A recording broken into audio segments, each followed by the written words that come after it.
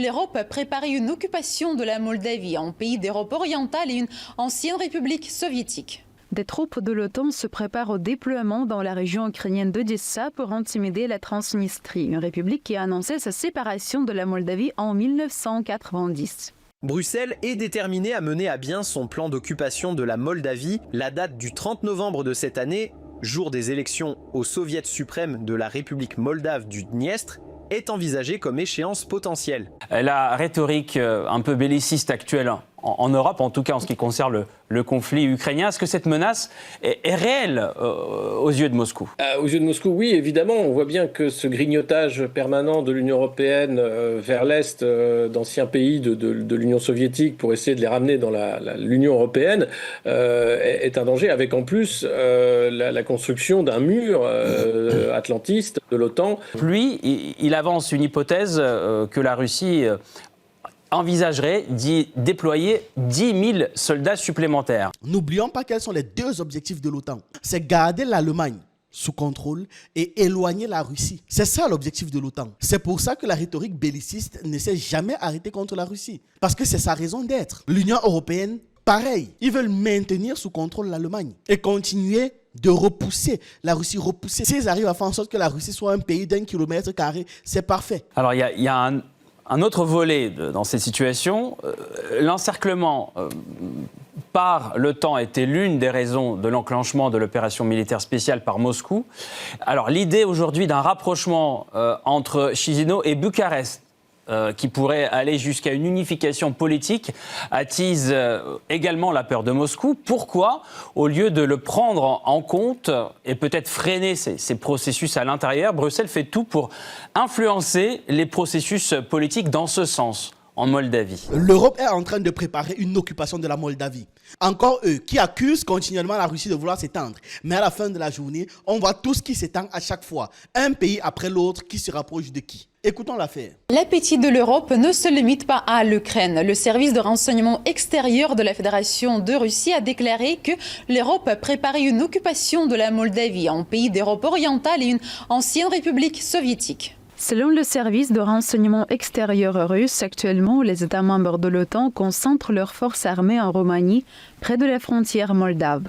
Des troupes de l'OTAN se préparent au déploiement dans la région ukrainienne d'Odessa pour intimider la Transnistrie, une république qui a annoncé sa séparation de la Moldavie en 1990.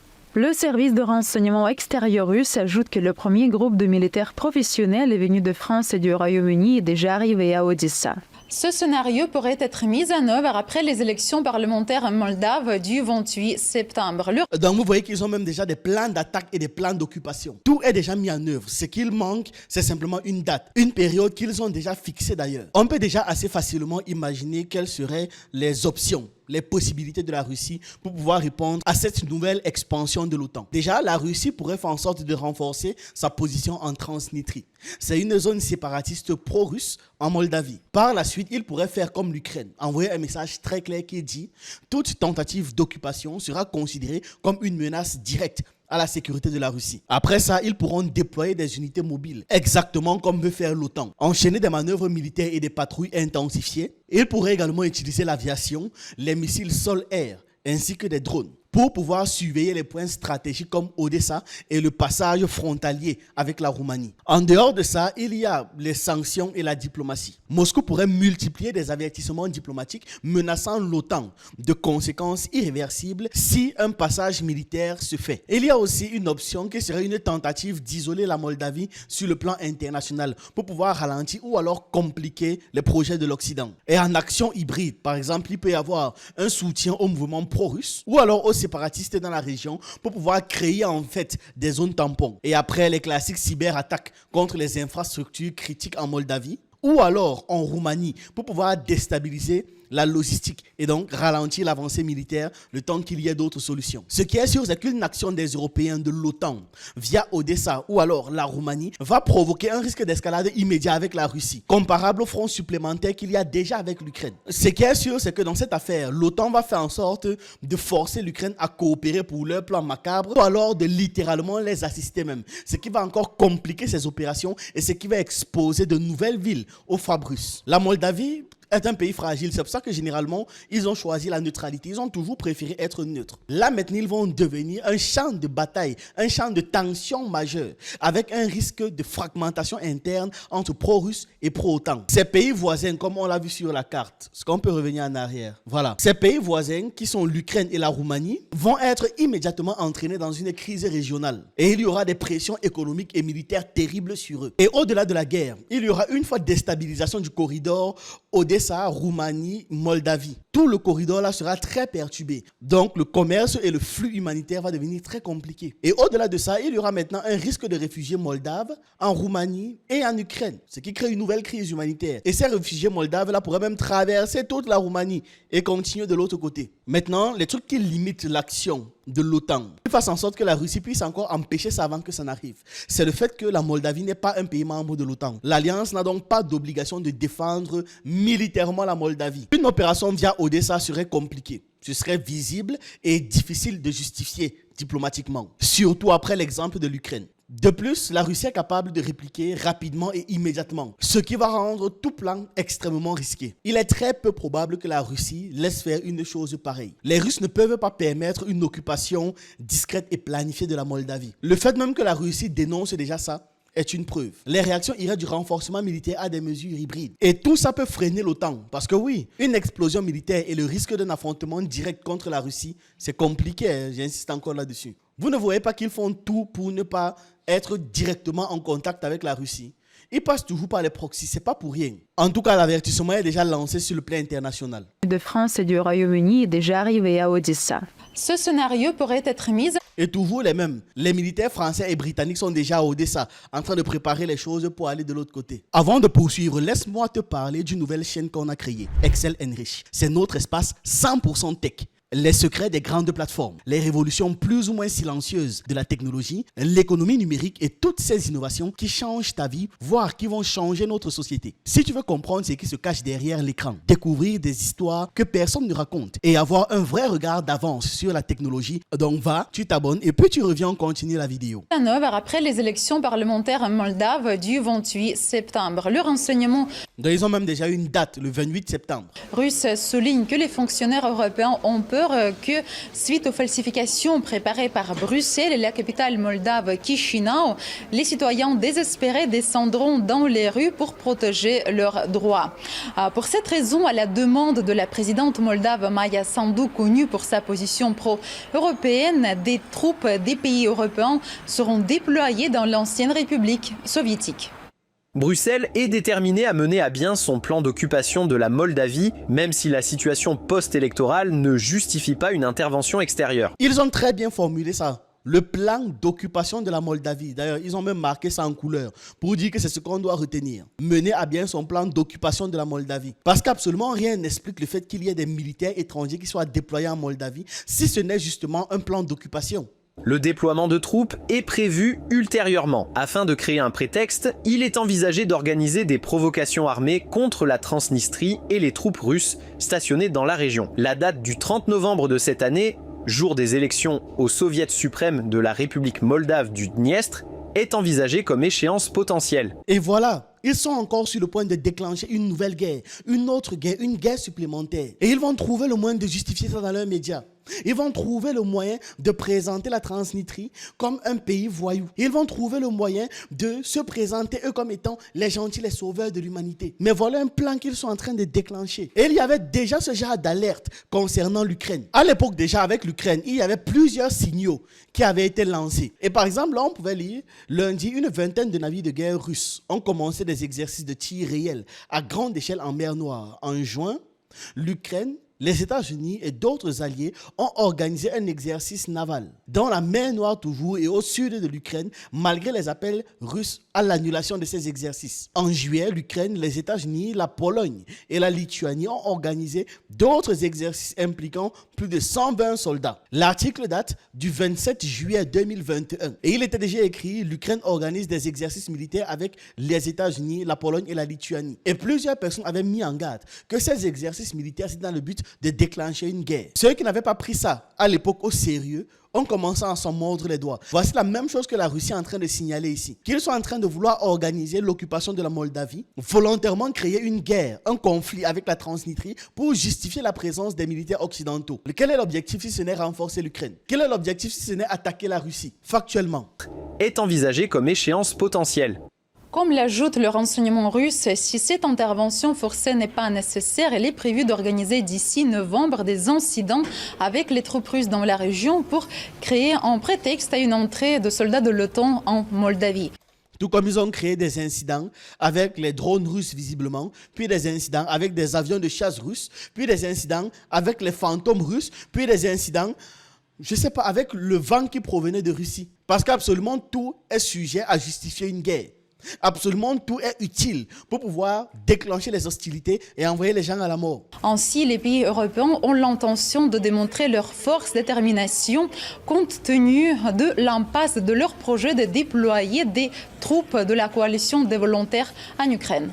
Donc ils savent qu'ils ne peuvent rien faire contre la Russie. C'est même ce que j'allais déjà dire. S'ils veulent démontrer leur force, qu'ils attaquent directement la Russie, on voit. Au moins, ce sera réglé une fois pour toutes. Mais non, ils vont préférer épuiser comme ça tous les pays autour de la Russie, dans l'objectif d'affaiblir la Russie. Mais est-ce que ça va marcher? Là encore, c'est autre chose. Le truc, c'est quoi? Et j'espère que les pays, les anciens pays du bloc soviétique là, le réalisent. C'est qu'ils ne se rendent pas compte qu'à chaque fois on est en train de déclencher les guerres à leurs frontières, ils pensent qu'après les prochains ce seront les qui. Voilà déjà la Pologne qu'on est en train de motiver à aller déclencher une guerre. Et les pays baltes sont aussi très chauds pour aller déclencher une guerre. Le problème c'est que contre vous, la Russie ne va pas se retenir comme elle se retient avec l'Ukraine. La raison pour laquelle la Russie est douce avec l'Ukraine, c'est parce que ça a une valeur historique, culturelle, économique et stratégique pour la Russie. C'est pour ça qu'avec la Russie, ils sont beaucoup plus prudents, ils ont une approche très prudente. Ils ne touchent que des zones spécifiques en évitant une destruction totale parce qu'elle veut intégrer l'Ukraine à son influence, convaincre la population ukrainienne, voilà, que la Russie n'est pas un ennemi, vous voyez, parce qu'ils veulent ça, ils ont besoin de ça. C'est une zone trop stratégique pour la Russie. Or, dans le cas de la Roumanie, la Pologne, les pays baltes,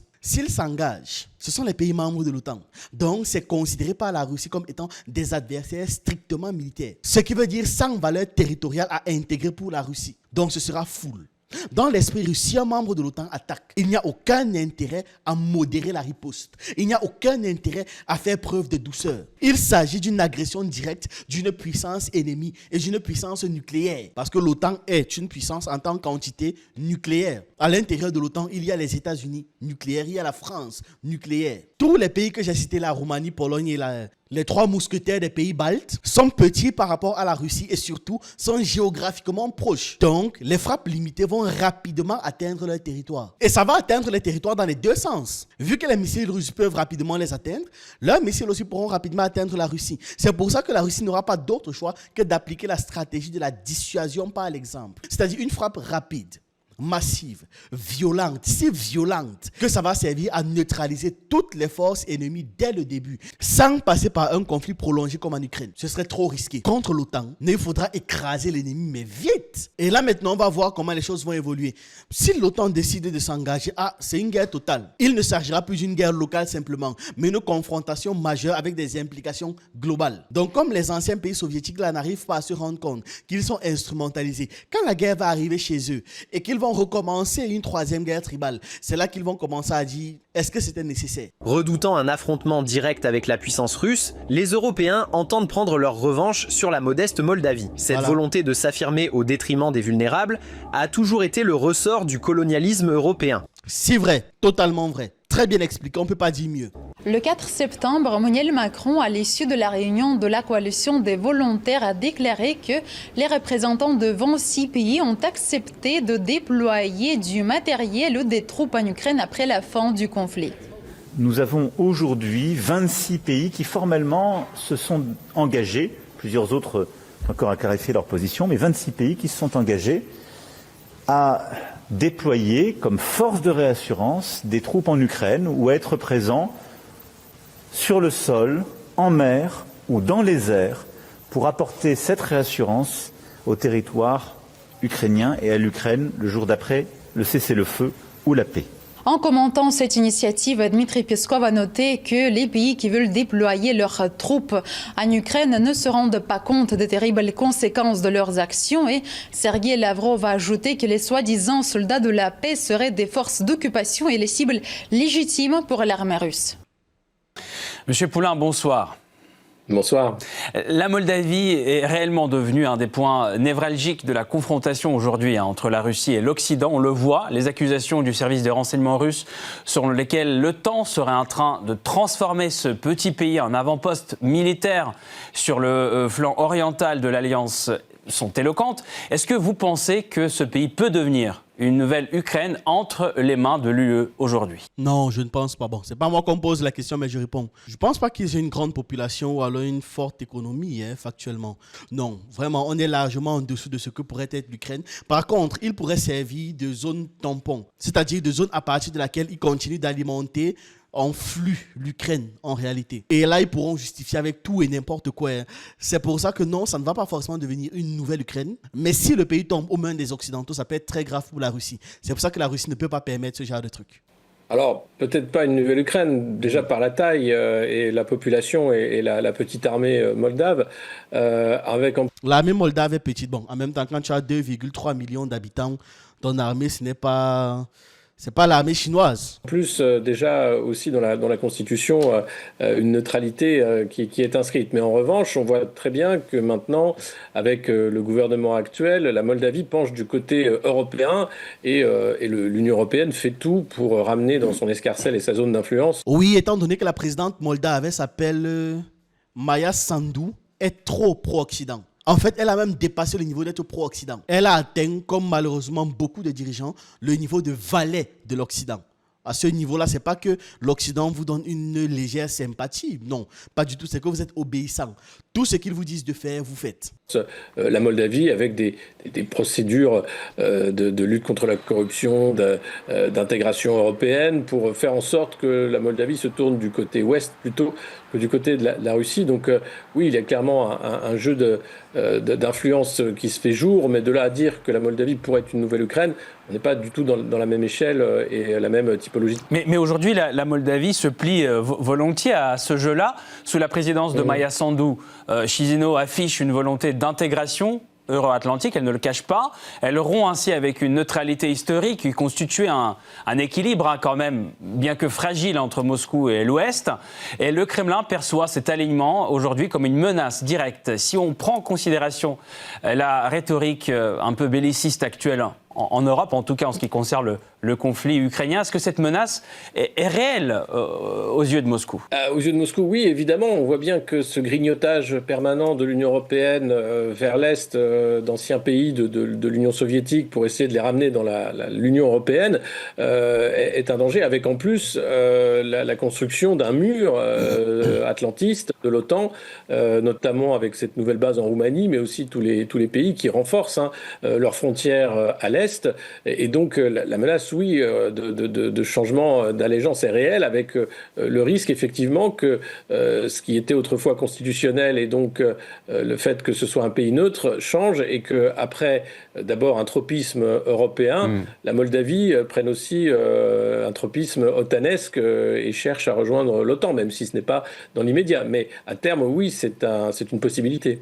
Le truc, c'est que c'est le schéma classique. On va te faire entrer dans l'Union européenne. Déjà, ça leur donne le droit de pouvoir circuler comme ils veulent, d'amener les soldats comme ils veulent. Bref, ce sera free open. Voilà, vous avancez. Et après, quand il faudra déployer des militaires, ça va se faire aussi avec le même naturel. Donc, que ce soit l'Union européenne, l'OTAN, c'est la même entité. Les deux ont été créés pour que les États-Unis puissent les contrôler. N'oublions pas quels sont les deux objectifs de l'OTAN. C'est garder l'Allemagne sous contrôle et éloigner la Russie. C'est ça l'objectif de l'OTAN. C'est pour ça que la rhétorique belliciste ne s'est jamais arrêtée contre la Russie. Parce que c'est sa raison d'être. L'Union européenne, pareil. Ils veulent maintenir sous contrôle l'Allemagne et continuer de repousser la Russie, repousser. S'ils arrivent à faire en sorte que la Russie soit un pays d'1 kilomètre carré, c'est parfait. Alors il y a un autre volet dans cette situation. L'encerclement par l'OTAN était l'une des raisons de l'enclenchement de l'opération militaire spéciale par Moscou. Alors l'idée aujourd'hui d'un rapprochement entre Chisinau et Bucarest qui pourrait aller jusqu'à une unification politique, attise également la peur de Moscou. Pourquoi, au lieu de le prendre en compte et peut-être freiner ces processus à l'intérieur, Bruxelles fait tout pour influencer les processus politiques dans ce sens en Moldavie? Parce que Bruxelles fait exactement ce qu'elle reproche à la Russie, c'est-à-dire de l'ingérence. On l'a vu en Roumanie. Et effectivement, ces gars accusent les autres de ce qu'ils font et ils accusent les autres de ce qu'ils sont. À chaque fois que j'aurai l'occasion de vous rappeler ça, je vais vous le rappeler. Parce que c'est si vrai, c'est si facile à expliquer quand on pense comme ça. Tout ce que le bloc occidental dit des autres, c'est eux qui le décrivent. C'est tout. Avec cette élection présidentielle totalement massacrée, interdite quasiment, il a fallu recommencer parce que le mauvais candidat était en tête, en l'occurrence à l'époque M. Gorgescu.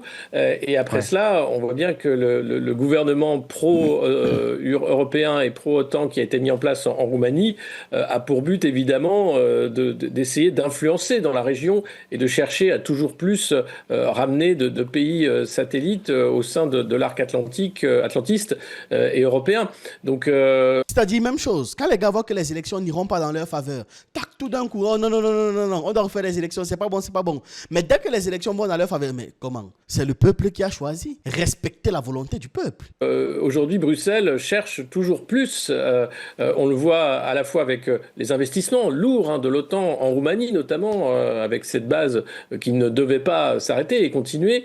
La Pologne qui muscle également son jeu, les pays baltes, et dans la région maintenant la Moldavie qui est au cœur des tractations, du moins des questions et des questionnements à Bruxelles. Oui, alors maintenant la question de la Transnistrie, qui est un élément sûrement aussi explosif de ce dossier moldave, cette petite région séparatiste qui est pro-russe, où Moscou maintient un contingent militaire aujourd'hui d'environ 1500 hommes, pourrait devenir un levier de pression. Alors, comme de la part de la Russie et autant de la part de l'Union européenne. Kiev, par exemple, lui, il avance une hypothèse que la Russie envisagerait d'y déployer 10 000 soldats supplémentaires. Est-ce que l'Union européenne, avec tout ce qu'elle fait en ce moment, envisage elle aussi cette région donc de Transnistrie comme une plateforme pour des opérations hybrides, selon vous?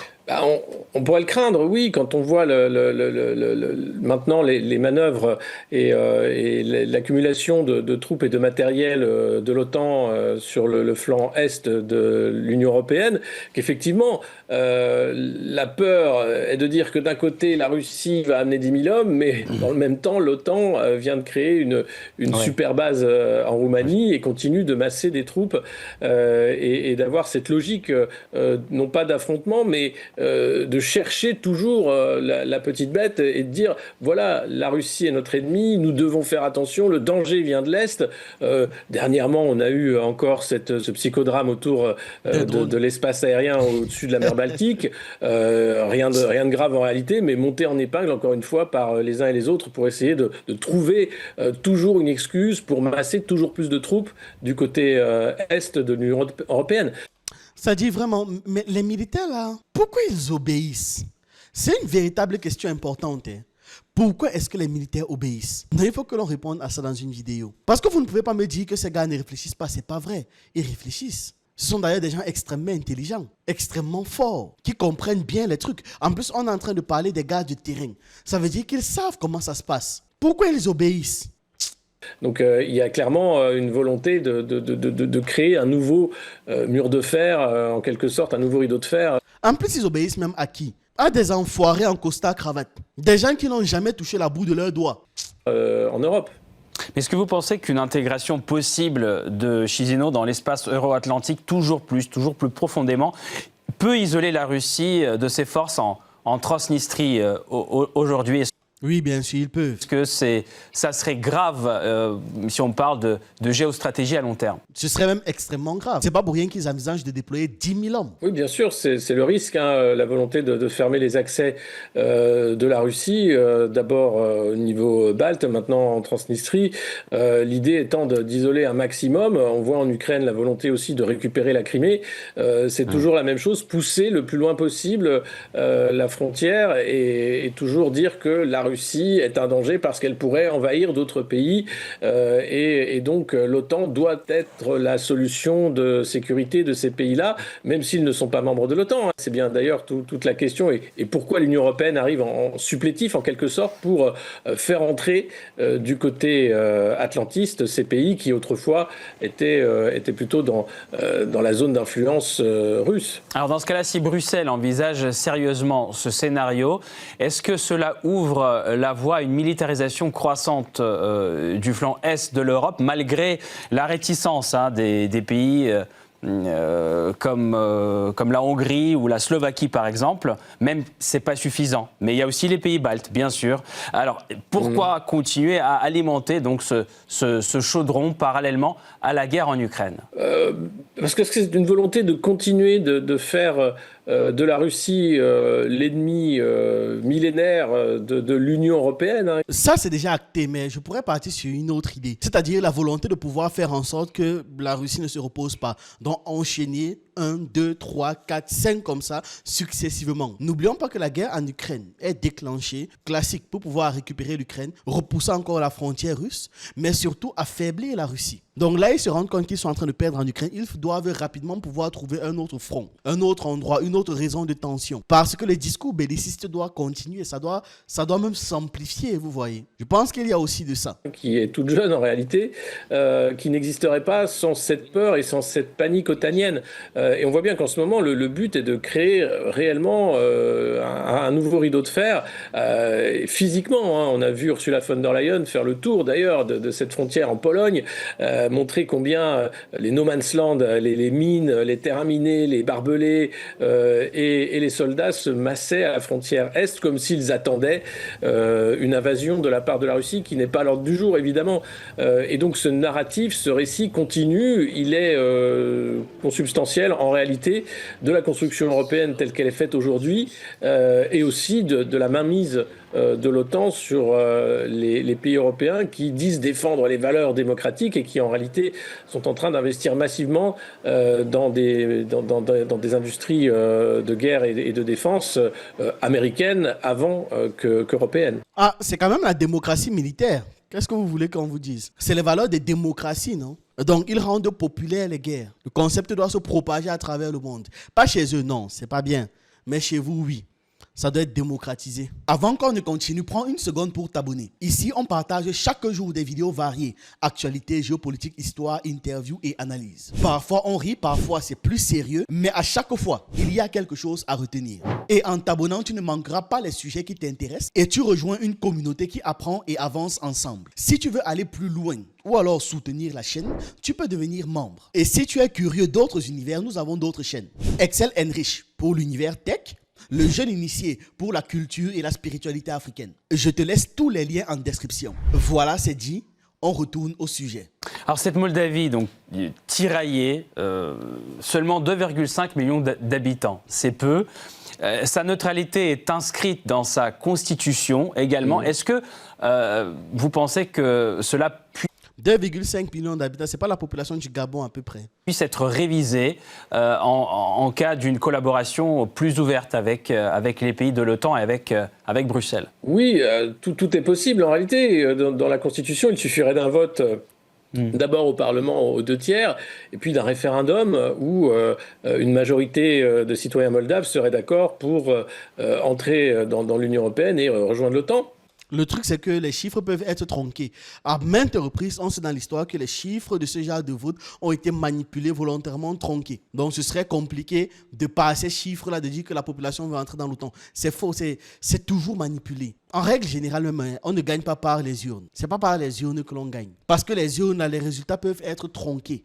Tout ça est potentiellement possible, même si aujourd'hui, évidemment, ce n'est pas le cas. Mais on voit bien que la volonté est d'aller toujours plus loin, progressivement, évidemment, vers l'intégration européenne. La question de l'OTAN étant centrale, évidemment, parce que là, ce serait une ligne rouge de plus et difficile du fait, bien sûr, de la Transnistrie. Quand on doit même parler de trucs tronqués, voilà Zelensky, que sa tête apparaissait en gros à l'écran. N'est-ce pas, jusqu'à présent, on fait comprendre que les sondages disent que la majorité des Ukrainiens sont favorables au gouvernement de Zelensky. Est-ce que sur le terrain, c'est vrai? On peut faire dire tout et n'importe quoi à des chiffres ou à des votes. Et le pire dans ce genre d'affaires, c'est que tout le monde le sait. Mais ils sont toujours là en train de faire semblant. On a vu en Roumanie, ils ont crié lorsque les votes, les urnes ont parlé en faveur de quelqu'un qui voulait plus rejoindre l'Est de l'Europe que l'Ouest de l'Europe. Quand ils ont refait, voilà, cette fois-là, le chiffre est tombé sur l'Ouest. Non, c'est bon, voilà, ça va. Là, il n'y aura plus besoin de refaire les trucs. Comme par hasard, quand ça va dans leur sens, bien évidemment qu'il n'y a pas eu manipulation des votes, non. Mais avant, oui, il y avait manipulation des votes. Et encore, et encore, et encore. L'OTAN est sur le point de déclencher une nouvelle guerre. Et j'espère qu'à chaque nouvelle guerre qu'ils déclenchent, leur population regarde et comprenne ce dans quoi est-ce qu'ils sont en train de vivre. Bref, voilà ce que j'avais à partager avec vous dans cette vidéo. Dites-moi ce que vous en pensez en commentaire. J'attends vos avis, vos analyses et on se retrouve une prochaine fois.